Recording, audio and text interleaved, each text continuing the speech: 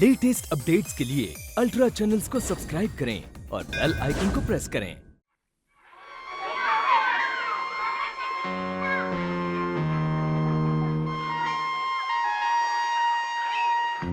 मैं जानता हूं मेरे बेटे की जिंदगी इस वक्त तुम लोगों के हाथ में है। कर दो उसका खून, मार डालो उसे।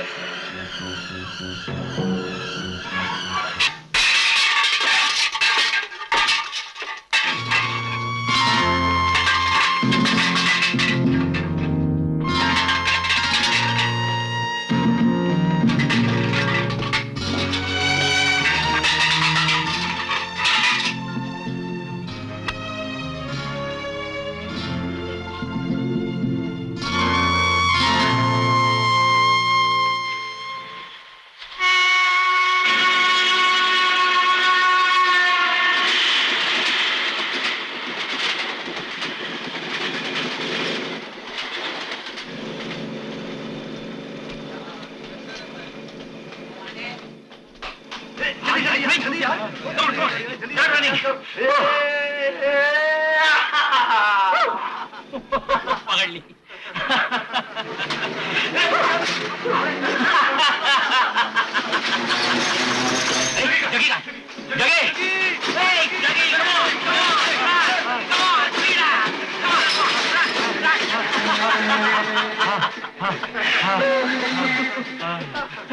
अरे सुन, ये छोड़ दे, चिलम लगाना, बेमौत मरेगा।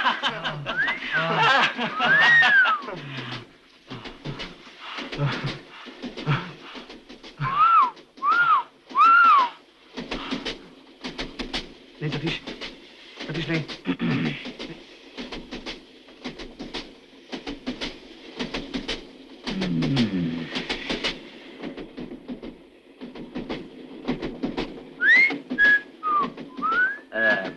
एक्सक्यूज मी, आपके पास माचिस होगी?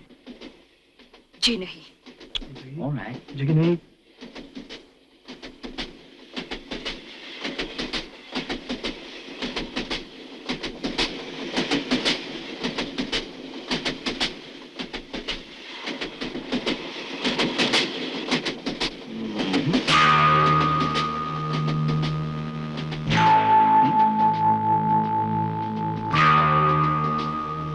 पैर हटाओ।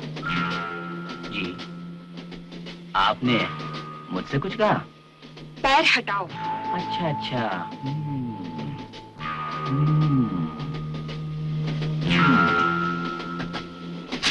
मुरली नहीं, नहीं मुरली।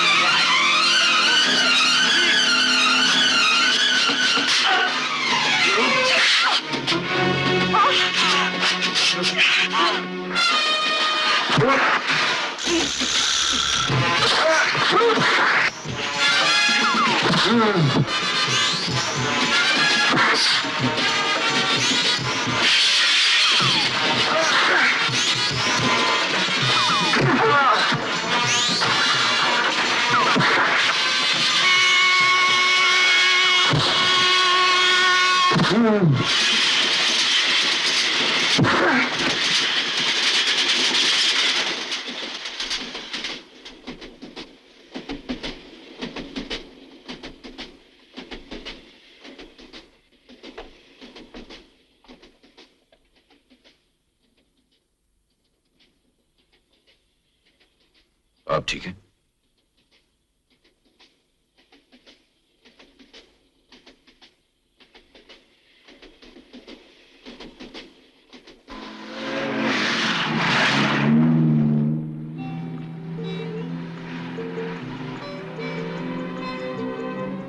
आपने उन लोफर्स को सबक तो सिखा दिया, क्यों ना उनकी पुलिस में भी रिपोर्ट की जाए? पुलिस? क्या जरूरत है, कोई फायदा नहीं होगा। ठीक है, वैसे देर भी बहुत हो चुकी है। हाँ, देर तो हो चुकी है और फिर आप अकेली भी हैं। आपके घर वाले परेशान तो नहीं होंगे? घर वाले होते तो परेशान होते। मैं अकेली रहती हूँ। आप अकेली रहती हैं? जी हाँ।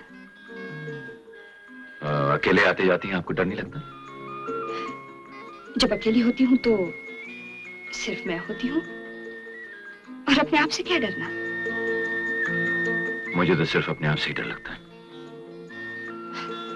आप भी अकेले रहते हैं? हाँ, आदमी दूसरों के साथ रहकर भी तो अकेला रह सकता है। खैर, छोड़िए। आप करते क्या हैं? मेरा मतलब है काम क्या करते हैं? देखिए, हमारे देश में काम ढूंढना भी एक काम है। आजकल मैं यही कर रहा हूँ। यह है मेरा घर। हाँ।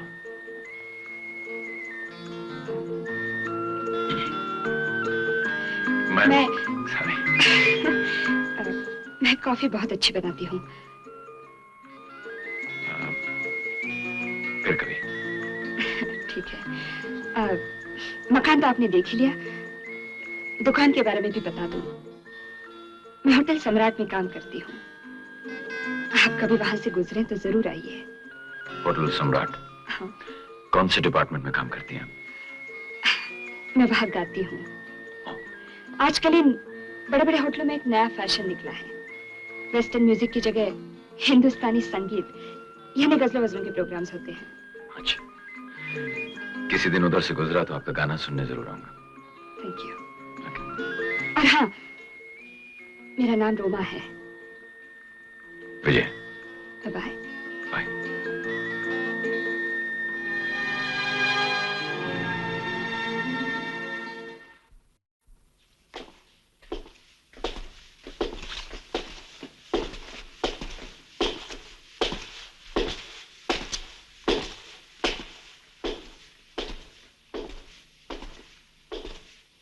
Good morning sir. Morning Sudhakar. वो आया? जी हाँ, मैंने उसे बैठा के रखा है। भेज दो अंदर। Yes sir. Good morning DCP साहब, हमने सुना आपने हमें याद किया है। आ गए? और कैसे हैं आप?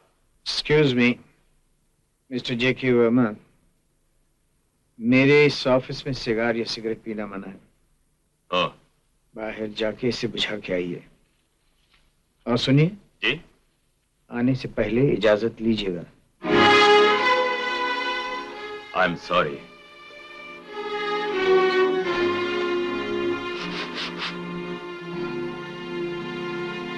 मे आई कम इन?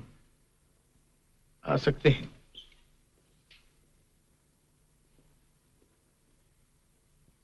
शुक्रिया। मिस्टर जेके वर्मा, मैं अच्छी तरह जानता हूं आप शहर के बहुत बड़े बिजनेसमैन हैं।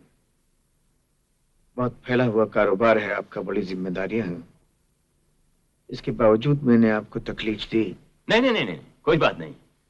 कानून और पुलिस की तो मदद करना मैं अपना फर्ज समझता हूं। बहुत नेक जज्बा है। सच पूछिए तो आप जैसे शरीफ लोगों की वजह से ही हम पुलिस वालों का काम चलता है। शुक्रिया। अगर आप लोग न हो तो हमारा तो ये डिपार्टमेंट ही बंद हो जाए।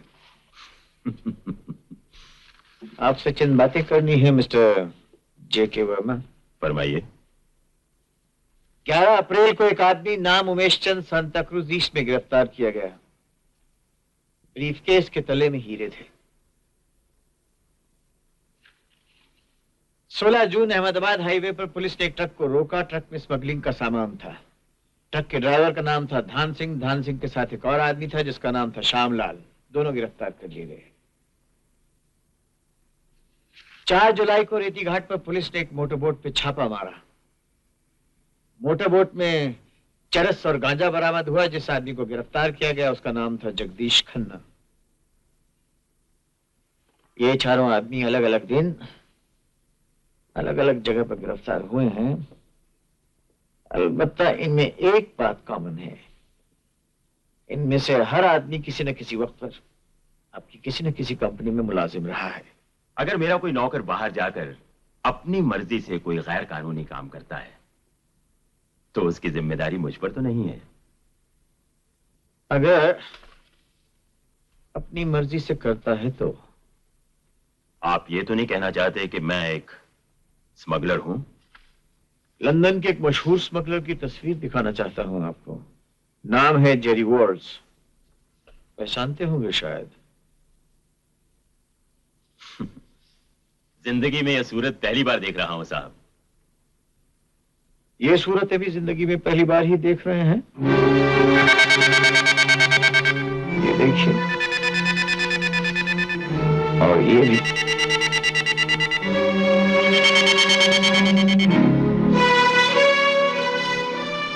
देखिए, मैं एक कामयाब बिजनेसमैन हूं। हजारों पार्टियों में जाता हूं, अनगिनत लोगों से मिलता जुलता हूं। सबकी सूरतें और नाम तो याद नहीं रख सकता। और ये तस्वीरें आप मुझे क्यों दिखा रहे हैं? दुनिया के किसी कोर्ट में इन तस्वीरों की मदद से मुझे स्मगलर साबित नहीं किया जा सकता डीसीपी साहब। आप और भी कुछ पूछना चाहते हो तो जल्दी से पूछ लीजिए। मेरा वक्त बहुत कीमती है। ठीक कहते हो, तुम्हारा वक्त बहुत कीमती है। जो चीज इंसान के पास कम होती है वो कीमती होती है, और वक्त तुम्हारे पास कम है जेके वर्मा। अगर ये धंधे बंद न हुए तो बहुत जल्द तुम अपने आप को कैद खाने की सलाखों के पीछे पाओगे। मैंने यही वार्निंग देने के लिए तुम्हें यहां बुलाया था। अब तुम जा सकते हो। शुक्रिया। जाने कहां उड़ता फिरता है ये बेटा तुम्हारा। बरखुरदार की सूरत ही दिखाई नहीं देती। क्या हुआ? उसकी नौकरी वोकरी का कुछ हुआ? कोशिश तो कर रहा है बेचारा, कुछ ना कुछ हो ही जाएगा। कोशिश करेगा तो क्यों नहीं मिलेगी? जरूर मिलेगी। और अगर नौकरी नहीं मिलती तो कोई छोटा मोटा बिजनेस ही कर ले। तुम पूछो ना, तुमसे खुल के बात करेगा। शीतल, आखिर एक ही तो बेटा है हमारा। हा? वो कहीं ना कहीं सेटल हो जाए जिंदगी में, कुछ ना कुछ अपना बना ले, इससे ज्यादा हमें और क्या चाहिए? साहब, टेलीफोन। हाँ सुधाकर, हाँ बोलो। यस। हाँ हाँ, नहीं कोई जरूरत नहीं है। मुल्क में कानून सबके लिए बराबर है।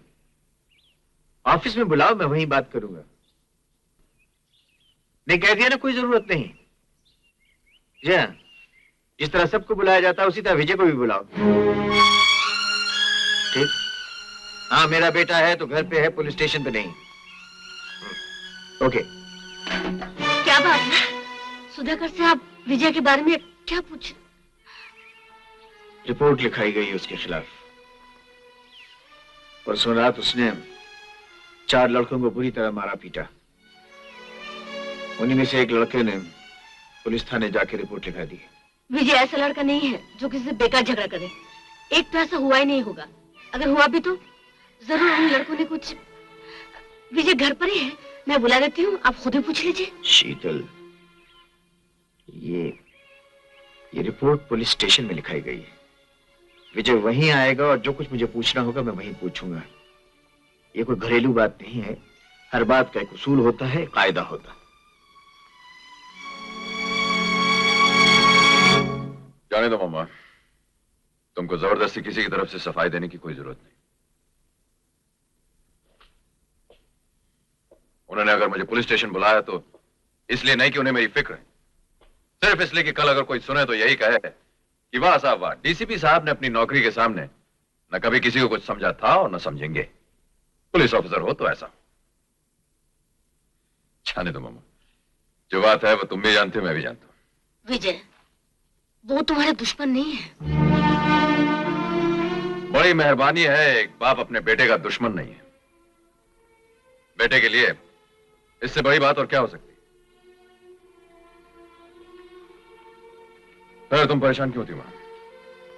मुझे पुलिस स्टेशन बुलाया, मैं चला जाऊंगा, जो पूछेंगे बता दूंगा।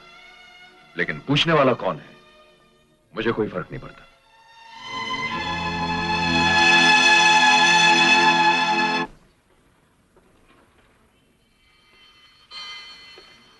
सुधाकर। Yes sir. क्या नाम है वो? सतीश राय। Yes sir. उसकी रिपोर्ट लाना। बैठो।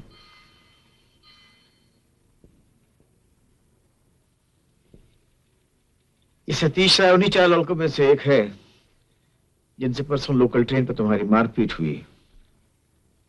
लड़के को काफी चोटें आई। इज्जतदार बाप का बेटा है, इसलिए बाप ने तुम्हारे खिलाफ ये रिपोर्ट लिखवाई है। इस बारे में तुम्हें कुछ कहना है? सिर्फ इतना कि इज्जतदार आदमियों के बेटों को यह नहीं भूलना चाहिए कि ट्रेन में सफर करने वाली लड़कियां भी इज्जतदार होती हैं। लेकिन इस बयान में किसी लड़की का कोई जिक्र नहीं है। होना भी नहीं चाहिए। लेकिन सच यह है कि ये 4 गुंडे एक शरीफ लड़की को परेशान कर रहे थे और जो कुछ भी हुआ इसी वजह से हुआ।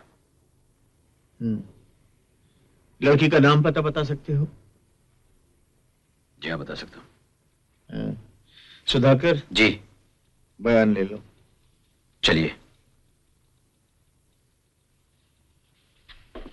विजय, अगर ये सब सच है तो तुमने या उस लड़की ने किसी पुलिस स्टेशन में रिपोर्ट क्यों नहीं लिखवाई? वो तो चाहती थी, लेकिन मैंने जरूरी नहीं समझा। तुमने जरूरी नहीं समझा? वो लोग गुंडे थे, बदमाश थे, लेकिन तुमने जरूरी नहीं समझा कि उन्हें कानून के या पुलिस के हवाले कर दो। मुझे अपनी या किसी और की हिफाजत के लिए पुलिस की जरूरत नहीं। तुम्हें पुलिस की जरूरत है या नहीं, लेकिन पुलिस को हमेशा ऐसे लोगों की तलाश रहती है जो किसी मौके पर भी कानून को अपने हाथ में ले सकते हैं। तुम कसूरवार हो या नहीं इसका पता तो खैर चल ही जाएगा, लेकिन कानून के बारे में अगर तुम इसी तरह सोचोगे जिस तरह के तुम सोच रहे हो, तो हो सकता है कि आज नहीं तो कल किसी मुश्किल में पड़ जाओ। ये बात याद रखना। मैं आपकी ये बात भी याद रखूंगा। मिस्टर विजय, चलिए। मैं जा सकता हूं? जाओ।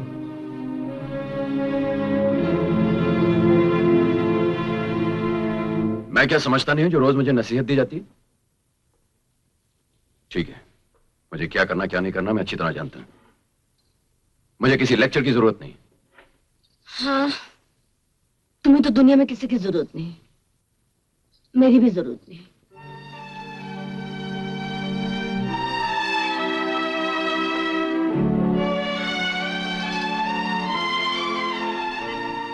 जरूरत क्यों नहीं मां? तुम्हारी तो मुझे बहुत जरूरत है। हाँ, मुझे मालूम है। देखो, आज मैं एक इंटरव्यू देने जा रहा हूं। दुआ करो बस आज काम बन जाए। मैं तो हमेशा दुआ करती हूँ।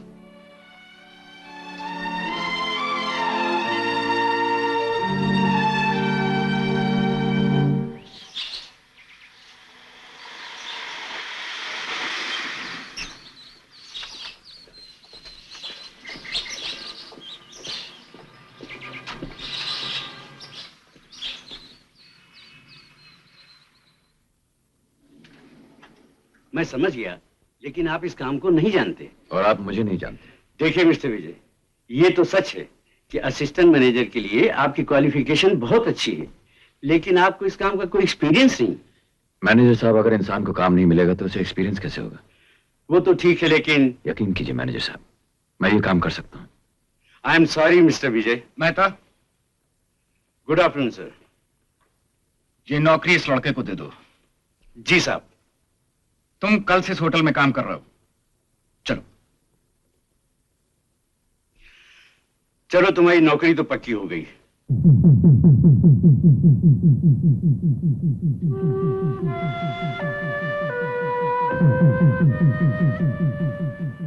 ये कौन साहब है? ये मिस्टर केडी नारंग, इस होटल के मालिक। केडी नारंग?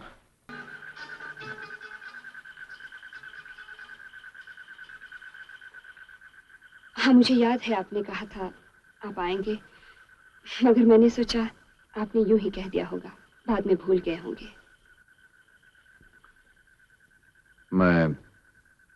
बोलता नहीं हूं। एक खुशखबरी थी, सोचा सबसे पहले आपको सुना दूं, इसलिए चला है। आपको नौकरी मिल गई।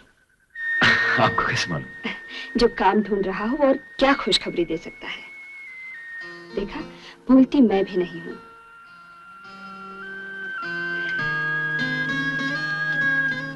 मैं सचमुच बहुत अच्छी कॉफी बनाती हूँ।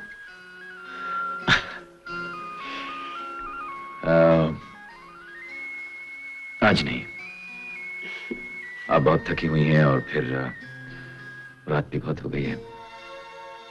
फिर से। Okay, bye.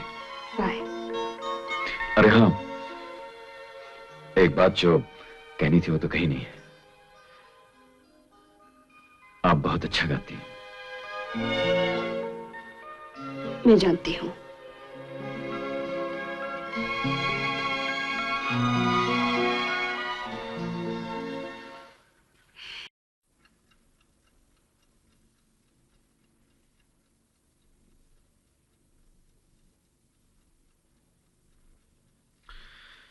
आपने मुझे बुलाया?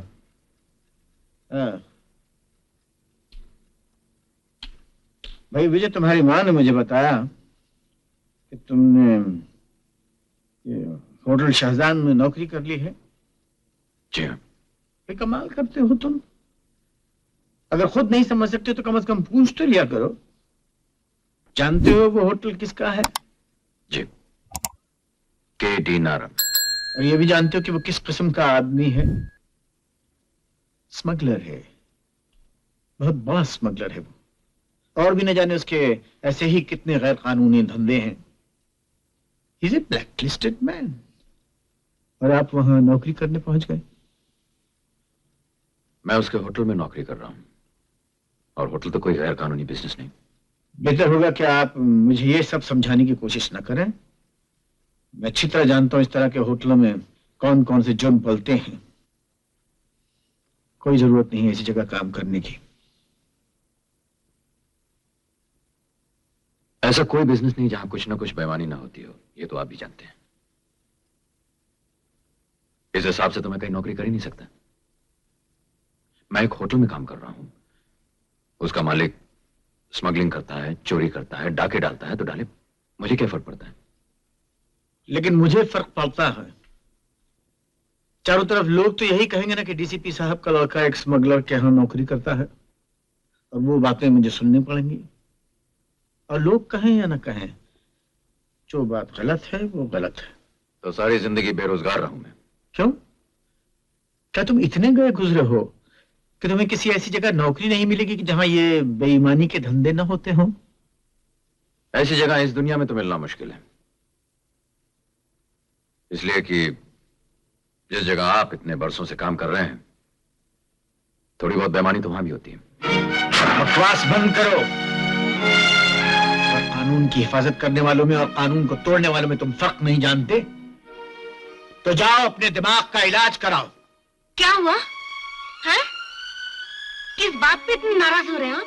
अच्छा हुआ तुम आ गई। जरा सुन लीजिए साहबजादे कितनी काबिलियत की बातें कर रहे हैं। अभी तो एक मामूली सी नौकरी दी है उस बदमाश ने, और इनकी वफादारी का यह आलम है कि उसके खिलाफ एक बात तक सुनने के लिए तैयार नहीं है। अगर कल को वो कोई छोटा मोटा एहसान कर देगा तो तुम्हारे लिए तो वो बाप से भी बढ़ के हो जाएगा। उसका तो बहुत बड़ा एहसान है मुझ पर, क्योंकि उस बदमाश ने मेरी जिंदगी उस वक्त बचाई थी जब मेरे अपने बाप ने कानून की हिफाजत के लिए मेरी जिंदगी बचाने से इनकार कर दिया था। विजय, होश में आकर बात कर, बदतमीज।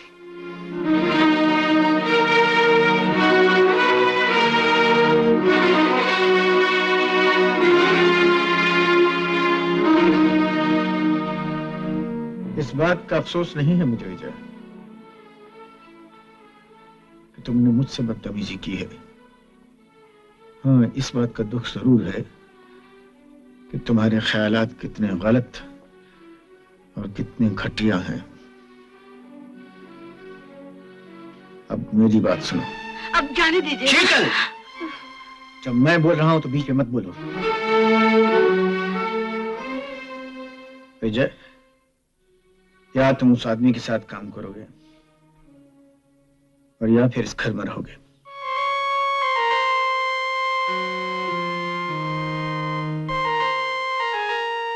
मैं इस घर से जा रहा हूं।